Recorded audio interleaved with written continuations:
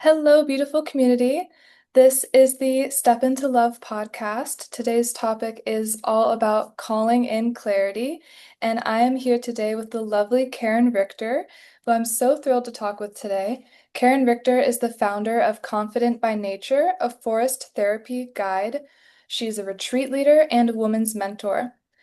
After decades in corporate leadership development and years of pouring herself into every role, mother, wife, daughter, friend, business owner, Karen now helps midlife women release stress, break free from shoulds, and rewild their lives to feel authentic, vibrant, and fully alive again. So today we're going to talk about all of her wonderful work and how she calls in clarity into her life, so that we can share some tools and tips and tricks and best practices for receiving and calling in clarity with this audience today. So thank you so much, Karen, for being here with me for this discussion. And thank you so much for having me. I love the work that you're doing, and it's so critical for people to have that clarity. So excited to be talking about it. Yes, thank you so much. So, on the note, after introducing you and your wonderful work, my first question is, what is your mission and your work, how you would describe it, and how did you come to that? Like, I'd love to hear, especially if there was some clarity points as you kind of went through the journey of navigating your work and where you are with it now. Sure. I My story as I talk with other women is not unique. I think so many people resonate with it. I was outwardly very successful. I had a great career. I have a great family. I have two now grown children, and everything looked good. But I kept doing more and more and more to feel like I was valuable.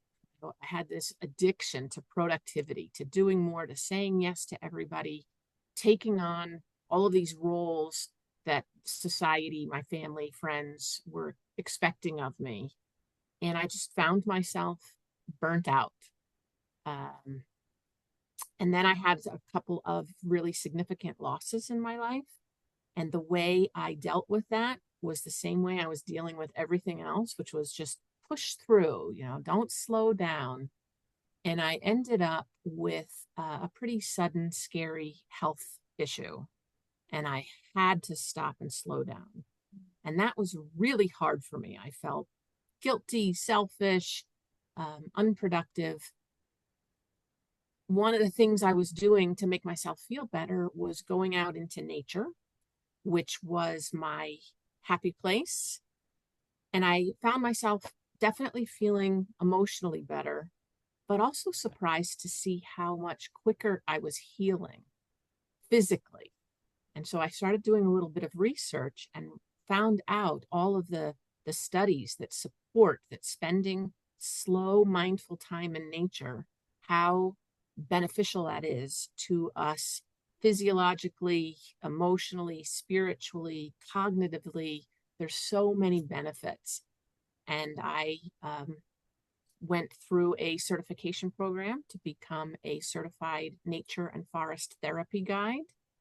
And by slowing down and spending this time in nature, I found that a lot of that extra noise that was going on in my head and that extra armor that was being built up around me was falling away, and I was discovering who I really was. And I just felt so much more at ease and confident, which is why my branch of business is Confident by Nature, because I now bring other people into this deeper relationship with nature, even people who love nature and say, I'm out hiking in the mountains every weekend, or I take a walk around the block every day. There's a real difference between intentional time connecting with nature versus being in nature and seeing yourself as separate from the nature, using it as a backdrop. Um, so I'm just thrilled to bring this new awareness to people and help them rediscover their true natures, the things that really light them up and set them on a clear path of living life feeling fully alive. That's my goal. Oh my gosh, that's so beautiful. I love that. Thank you for sharing. And it is so clear to me that we are meant to be connected with nature and in nature, we're human beings. It's so important to have that time and connection in nature. And I've experienced it also as very restorative. I believe it's a natural thing that we've lost some connection in our modern world sometimes. So I'm so glad that you are guiding people in this way and leading them to reconnect, like touch back with nature and deepen that relationship. And I'd love for you to talk a bit about when you guide people through um, deepening that connection with nature. Is it, like a mindfulness practice, mind, body, spirit? I know you mentioned Qigong and Yoga Nidra. So do you integrate those practices? Because that whole mind, body, soul connection probably deepens the connection with nature, right? Absolutely, absolutely. And I do bundle those concepts, those modalities, and that's what I'm calling my rewilding practices. And they all support each other so well in allowing us to slow down and get out of our heads and more embodied. And they're just such a great combination together. So everything is that I do is nature based and supported by these other modalities. I love that. And in terms of vitality and confidence and joy, these all qualities and keywords that we love, how did you come to choosing calling your business confident by nature versus like joy and vitality by nature? Like, how did confidence become the clear choice for you? Part of that is my corporate Okay. background. I've done a lot of work uh, in leadership development, and a lot of that, especially when working with women and helping them get clear on their messages and helping them find their voices.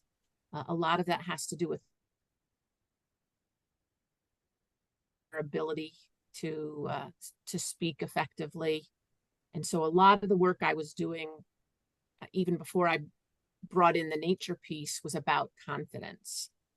And then as that grew with the nature based practices, I realized that for me, it's it's still about confidence, maybe not that self-confidence that we always think about, but confidence in the universe, confidence in spirit, in whatever it is that you want to call it, confidence in other people. I was just recently walking the Camino de Santiago across northern Spain, and trust and confidence was such a big takeaway from that experience, and trusting other people, that there are really good people in this world who all want to support each other. So confidence to me is much more than self-confidence. It's just a belief, a trust, which then leads us to things like joy and vibrancy and vitality. Oh my gosh, I love that. That's beautiful. Thank you. I'll move on to my other questions soon, but keeping with the confidence for a moment, because I think this is so important. And I love that you've done the Camino. That is a life goal of mine, so I hope to do it in subsequent years, sometime soon. It just seems like a wonderful pilgrimage, and I know there's many routes, so I love hearing about that. In terms of confidence, in my journey with it, I remember hearing a lot as like a teenager and a young person, you know, um, there's this concept of like just act confident, then it becomes true. I wonder what your relationship with that is because I think I started out maybe with like acting, pretending, and then you learn embodiment tools where it becomes more real, this confidence. And like you said and alluded to also, confidence in general of I have a stronger faith and stronger confidence now that not only am I being guided by my guides and by spirit, but like everyone around me, I can have more of a sense of trust and confidence that they will perceive me and each other and interactions in general. Like I have confidence that other people are aligned and being guided uh, by their by spirit or by God or whatever is guiding them. And so having that certainty and confidence as you move through the world, I find is really powerful. So I'd love to hear what you think of this concept of like acting confident versus embodying and feeling the confidence. Well, first, I'll say I definitely encourage you to do the Camino whenever you do get a chance. It was absolutely life affirming. And I think we all do that, fake it until you make it. That's what I was looking for. Yeah. Yeah. And I believe that has a place. I think that's very helpful. I think that gets us to start that Hmm. journey of believing in ourselves, believing in the situation a little bit more. And then I think it becomes more ingrained when we actually open up and understand ourselves a little bit better. So that's why I love this coming back to clarity, getting clear on what it is that you want to achieve in the world, what it is you want to experience while you're in the world. And so it shifts from faking it until you make it. It's shifting from knowing and then being, like Hmm. truly believing. So I think that fake it till you make it is the first step. And Yep. then when we do some more of this other work, it just becomes ingrained in us and we truly believe it beyond knowing it. Definitely. I love that. Okay, well, lovely. We got a little extra snippet of clarity in there on confidence because I agree. It's like just through conversation, it's become clear to me that there's this move from like the striving and action of like faking, and then it becomes about opening to receive and just the belief and identity work of confidence, and it just builds upon itself. And the more that you Yeah. do that, it becomes truly embodied and so real. On that note, my second question is, how do you receive clarity? And I know there's probably multiple ways. So in nature, in your home, any ways you'd like to expound upon uh, in your confidence. And how do you receive, you could say both, like if you need an extra burst of confidence, how do you receive that? And how do you receive and call in clarity? I think a lot of that clarity is letting the rest of the outside noise drop away. Mhm.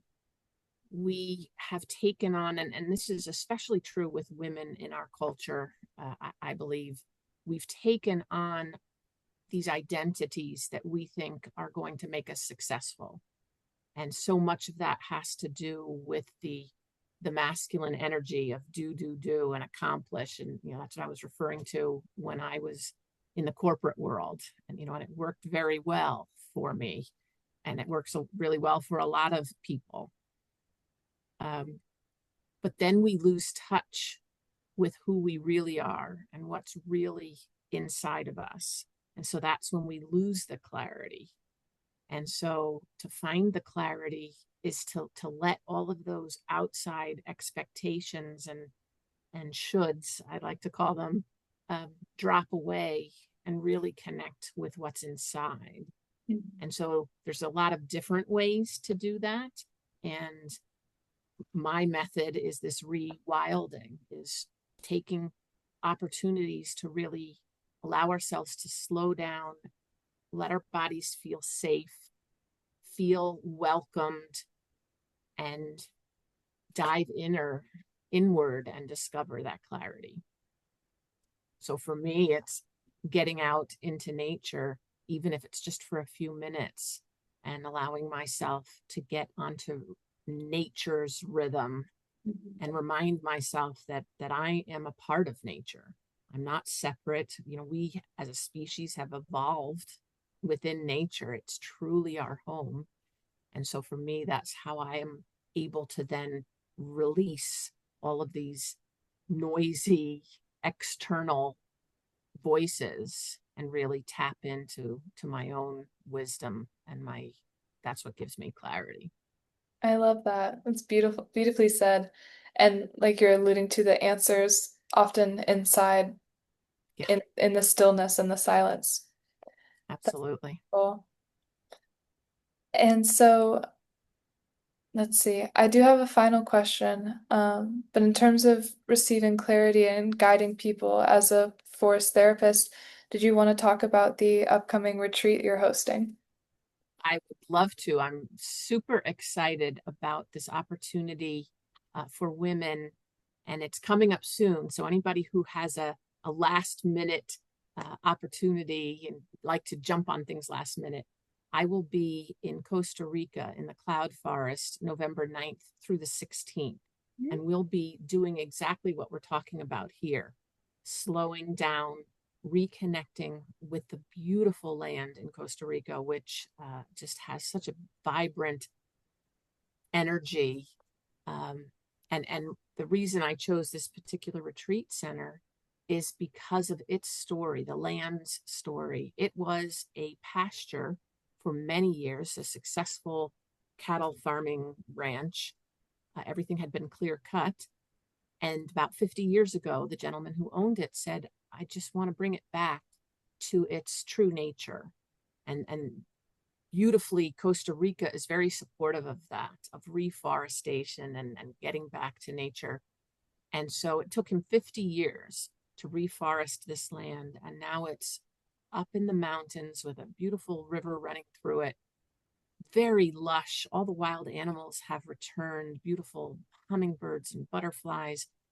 And so we're going to be held in this place where the message is so clear to us that no matter where we are in our lives, no matter how much we've acted as a pasture land, because that's what society was asking of us, we can return to our true nature.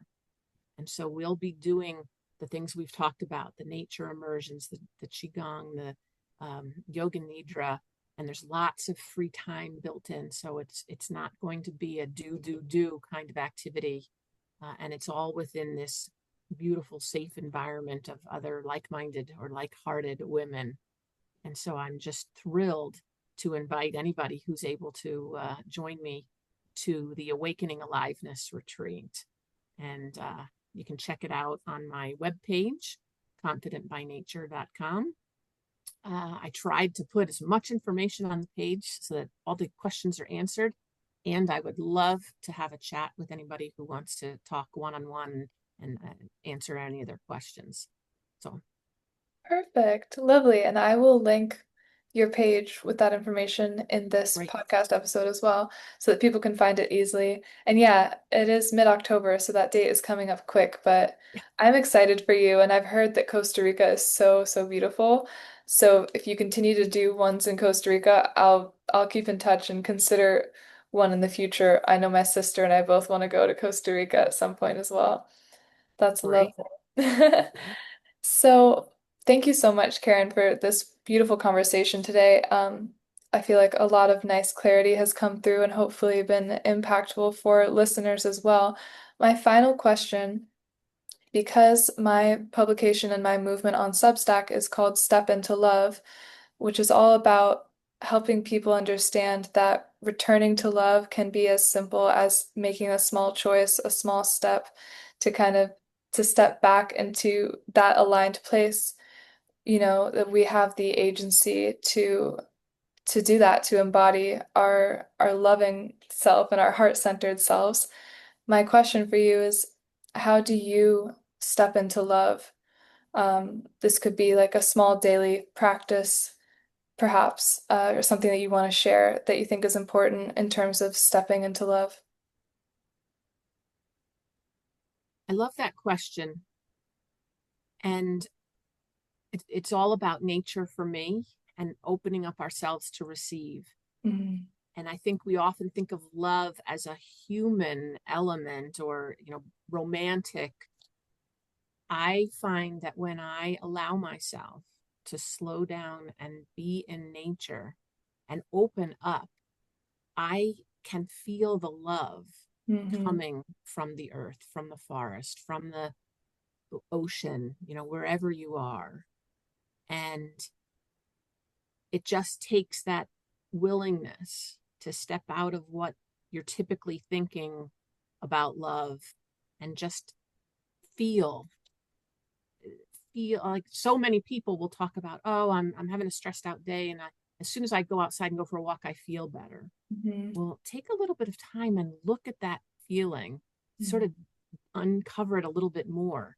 And I believe it's love, love from the earth. So just be open to receiving that love. Yes, thank you. That is a beautiful note to end on. It completely resonates as truth with me. And exactly like you said, like, and I believe there's love everywhere, especially in nature. There's so much love in nature available for us, and we just have to open to receive it. So thank you so much, Karen. I really appreciate it. And we send you love. Everyone who's listening, I'm sending you love across space and time and distance. And I'm so grateful for this community here and so grateful to connect with you, Karen, and have you share your message and your story and notes about receiving clarity. So thank you so much.